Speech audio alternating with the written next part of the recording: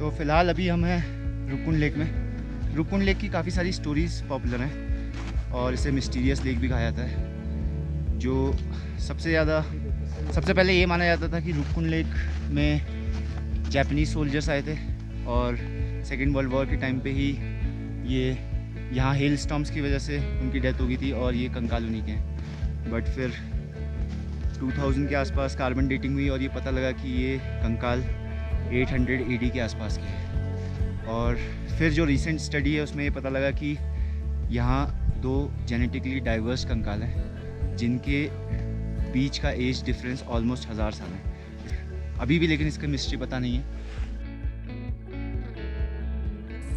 रुपकुंड track का जो base camp है वो है Lohajung. Lohajung is approximately 250 kilometre from Rishikesh. वैसे तो रुपकुंड ट्रैक करने की मल्टीपल इटनरीज हैं, बट जो मोस्ट प्रेफर्ड और जो इटनरी हमने प्रेफर की वो स्टार्ट होती है वान विलेज से। Wan village is approximately 10 kilometre by road from Lohajung.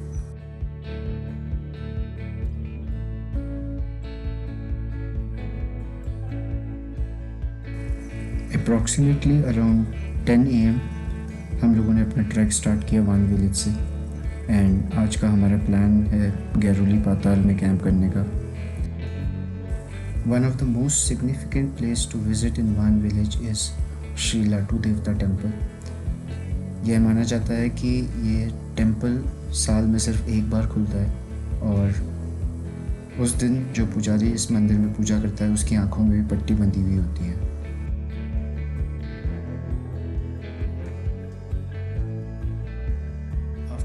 Approximately 1.5 kilometer, we saw a traditional mill. This traditional mill was running on high-speed flowing water.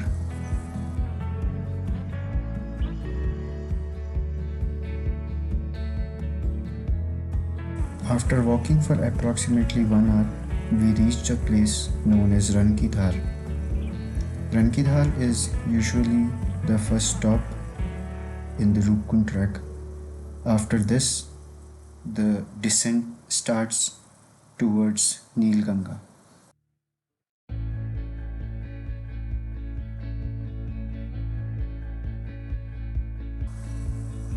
Roopkund track में घने जंगल, छोटी छोटी water streams, beautiful sunrise and sunset और Asia's largest आली और बेदनी बुग्याल में track करने का मौका मिलता है।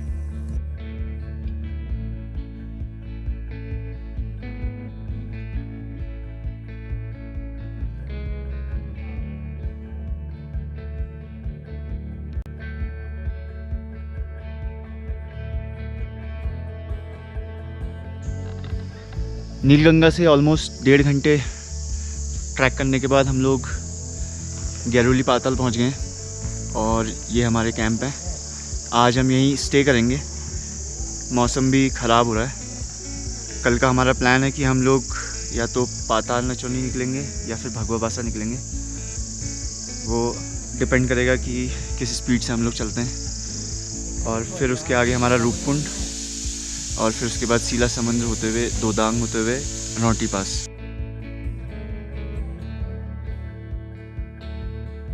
तो आज डे 2 और ये गैरोली पाताल, ये कल रात हमारी कैंप साइट।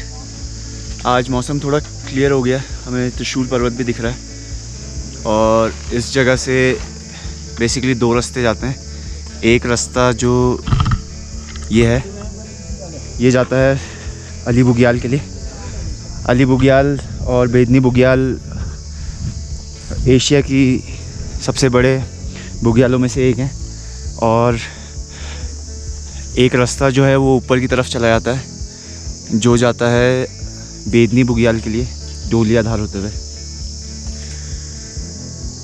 तो अभी ऑलमोस्ट 8 बज चुके हैं और हम लोग अपना ट्रैक चालू करने वाले हैं।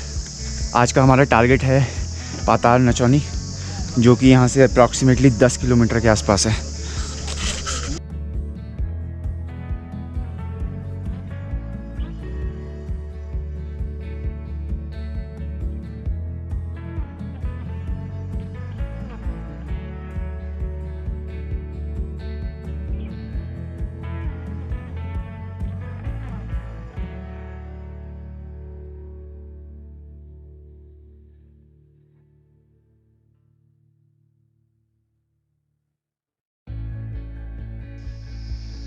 गैरोली पाताल से ऑलमोस्ट 2 किलोमीटर चलने के बाद और 40 मिनट के बाद हम लोग डोलियाधार पहुँचे हैं। डोलियाधार में एक देवी का मंदिर भी है और डोलियाधार मार्क करता है एंड ऑफ ट्री लाइन, और जितनी भी ट्री लाइन है वो सब अब हमारे नीचे है। और इसके इस तरफ जो दिखाई दे रहा है वो है अली बुग्याल, और जो त्रिशूल पर्वत है वो भी यहाँ से दिखाई दे रहा है। त्रिशूल पर्वत की तरफ जो बुग्याल दिखाई दे रहा है वो है बेदनी बुग्याल।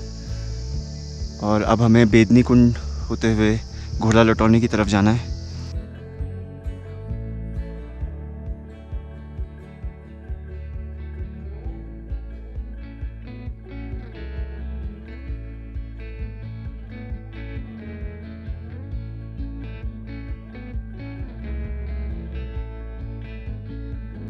ऑलमोस्ट 9:30 बज चुके हैं और हम लोग बेदनी कुंड के पास हैं। बेदनी कुंड में ग्रुप ऑफ टेम्पल्स हैं। जो मेरे पीछे जो 2 टेम्पल्स हैं वो माता राजेश्वरी के टेम्पल्स हैं, और 2 टेम्पल्स जो है वो बेदनी कुंड के अंदर हैं।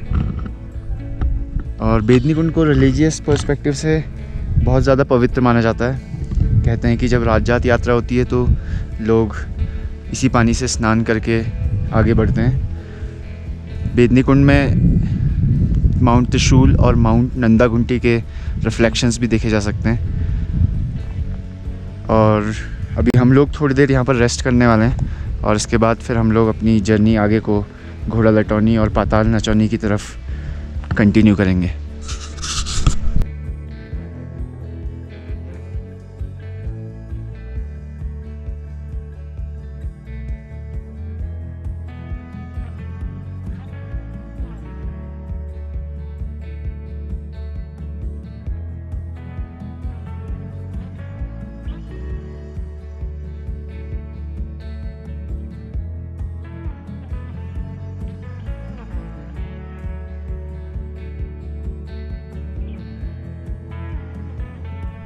यह गुप्त कुंड जहाँ से कहते हैं कि पानी निकलता है और यही पानी बेदनी कुंड को फीड करता है। तो इसके अंदर तो कुछ दिखाई दे नहीं रहा है, लेकिन जैसे ही हम कुंड से थोड़ा दूर आते हैं तो यहाँ पर से पानी निकल रहा है। तो लोगों की माने तो यही कहा जाता है कि इसी कुंड के अंदर से कहीं से पानी आ रहा है।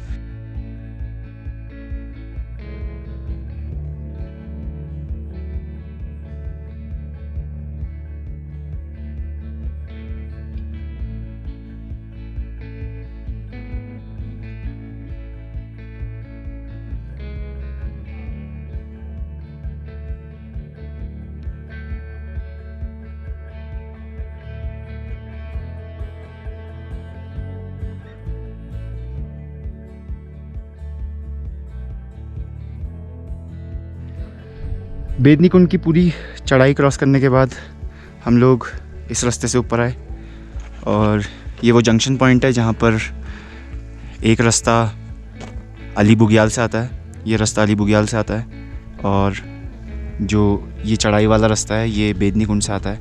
यहाँ पर दोनों रास्ते मिल जाते हैं और इसके आगे हमें एक ही रास्ते पे घोड़ा लटौनी जाना पड़ता है।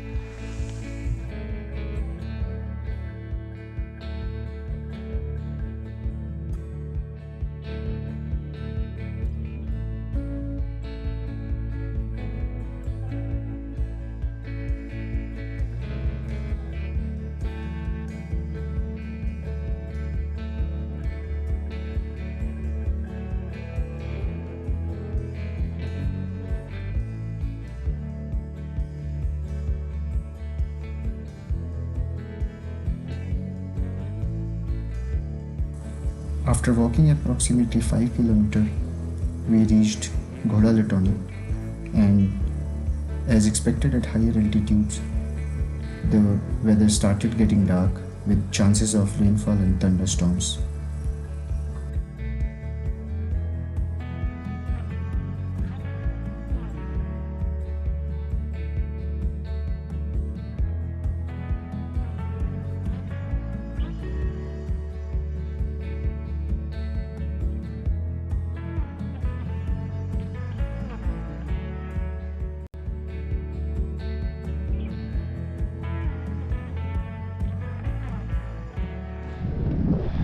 तो ये आज हमारी कैंप साइट है। पाताल नचौनी हम लोग पहुंच गए हैं। टाइम हो रहा है ऑलमोस्ट 2 बज रहे हैं। और पाताल नचौनी को कहते हैं कि पात्र, जो कि कार्टून या फिल्म्स में पात्र होते हैं, और नचौनी मतलब नाचने वाले। तो बहुत सारी स्टोरीज हैं इससे रिलेटेड इस जगह की। बट यहाँ से कल हमको निकलना है भगवा बासा, और फिर भगवा बासा से सीला समुद्र।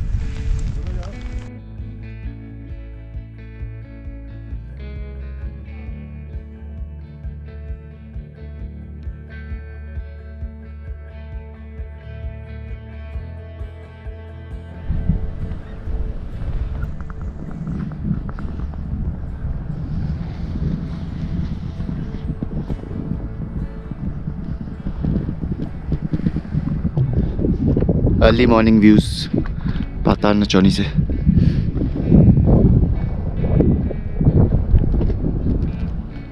तो आज हमारा डे 3 है और हम लोग पाताल नचौनी से निकल रहे हैं भगवा बासा की तरफ।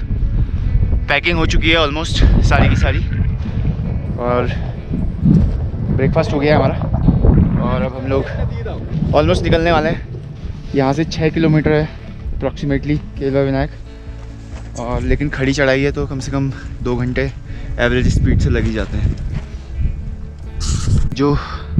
ये जो पहाड़ सामने दिख रहा है, इसी को क्रॉस करने के बाद हमें केलवा विनायक मिलेगा। यहाँ से अप्रॉक्सीमेटली ये चढ़ाई होगी 5 किलोमीटर के आसपास, और ट्रेल तो अच्छी बनी हुई है बट चढ़ाई बहुत स्टीप है।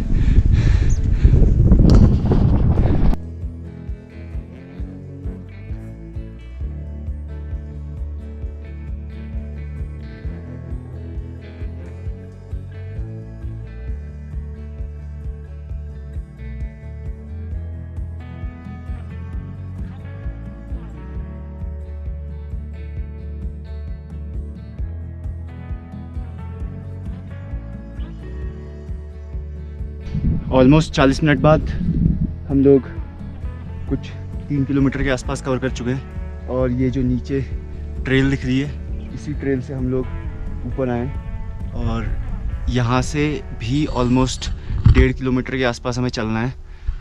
ऊपर जो ये चट्टान दिख रही है, इस चट्टान के टॉप में है अपना केलवा विनायक।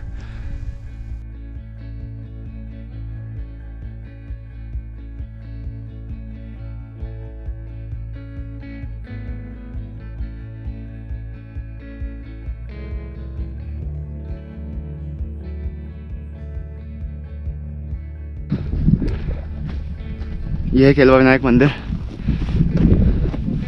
हम लोग यहाँ पहुँच चुके हैं, और इसके जस्ट सामने त्रिशूल पर्वत दिखाई दे रहा है।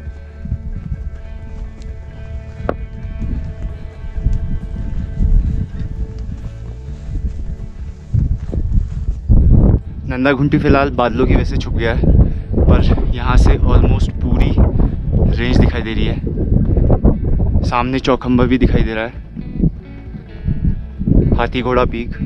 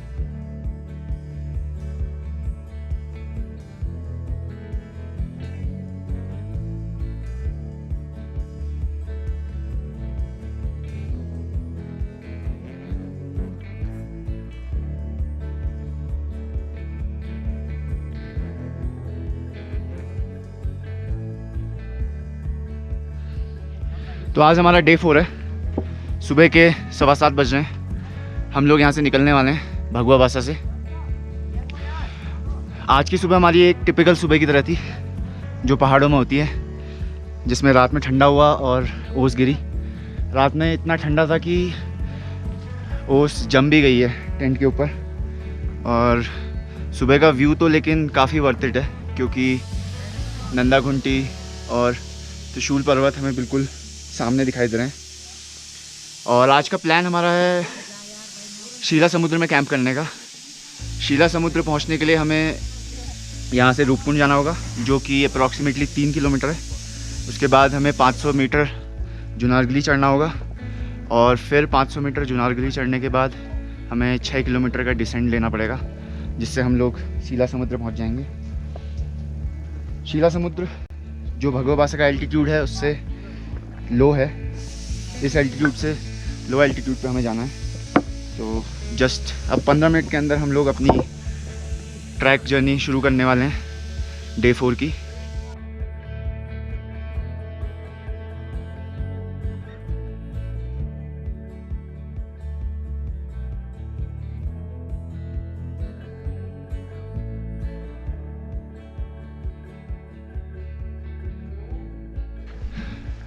ऑलमोस्ट 1 घंटा चलने के बाद हम लोग रूपकुंड से कुछ 1 किलोमीटर नीचे हैं, और उसके बाद स्टीप स्लोप है।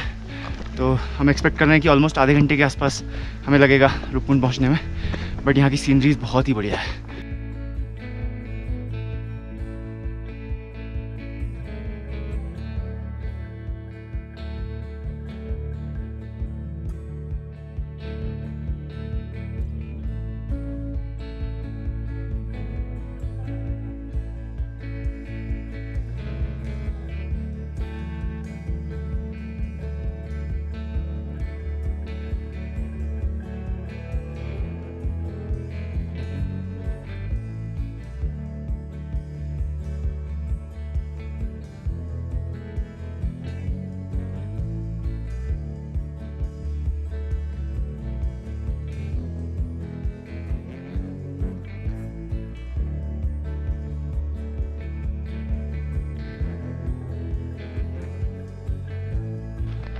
तो ऑलमोस्ट 1.5 घंटा ट्रैक करने के बाद हम लोग रूपकुंड पहुंच चुके हैं। रूपकुंड में एक मंदिर भी है, और ये जो फुटस्टेप्स दिख रहे हैं इसी को फॉलो करके हमें जुनारगली जाना है। अपडेट ये है कि जुनारगली में काफ़ी ज़्यादा बर्फ़ है,